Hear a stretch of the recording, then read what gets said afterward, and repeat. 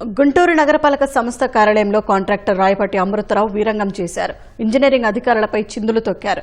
Chamber తలుపు అద్దాలు పగలగొట్టారు. Commissioner ఛాంబర్లోకి వెళ్లి హల్చల్ చేశారు. నగరంలో మురుగు కాలువలు, రోడ్ల విస్తరణ పనులు సరిగ్గా చేయని కాంట్రాక్టర్లను commissioner Mayur Ashok blacklist లో పెట్టారు. అందులో అమృతరావు కూడా ఉన్నారు.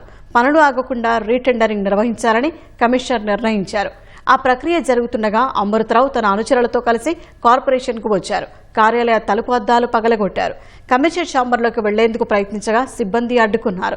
టెండర్లు రద్దు చేయడంపై తాను వినతి పత్రం ఇవ్వాలని అమృతరావు పట్టుబట్టారు. ఆ తర్వాత కమిషనర్ ఛాంబర్లోకి వెళ్లి ఆయనను నిలదీసినట్లు మాట్లాడారు. ఈ వ్యవహారంపై కార్పొరేషన్ మేనేజర్ బాలాజీ ఫిర్యాదు మేరకు లాలపేట పోలీసులకు అక్కడకు చేరుకుని అమృతరావుతో పాటు అతని అనుచరుల్ని అక్కడి నుంచి పంపించారు. అమృతరావు అతని అనుచరులపై కేసు నమోదు చేశారు. గతంలోనూ కార్పొరేషన్ ఎస్సీని అమృతరావు పరుషంగా మాట్లాడటం వివాదాస్పదమైంది. ఆయన దీర్ఘకాలిక సెలవులో వెళ్లేందుకు దరఖాస్తు చేసుకున్నారు. ఇప్పుడు ఏకంగా కమిషనర్ ముందే రభస సృష్టించడం కలకలం రేపుతోంది. తెలుగుదేశంలో అమృతరావు క్రియాశీలకంగా ఉంటున్నారు.